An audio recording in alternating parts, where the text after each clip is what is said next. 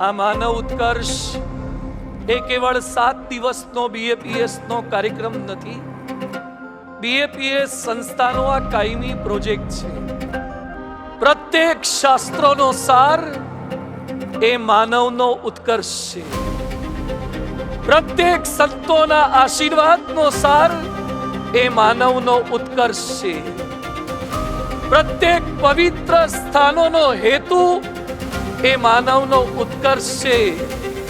પ્રત્યેક તીર્થોનું જળ વહે છે એનો સાર પણ માનવનો ઉત્કર્ષ છે. અને જેને પૃથ્વી પર આવવાનું કોઈ નિમિત્ત જ નથી હોતું, છતાં પોતે માનવ જેવા થાય છે, એ પરમાત્માના અવતરણનો હેતુ પણ માનવનો ઉત્કર્ષ છે.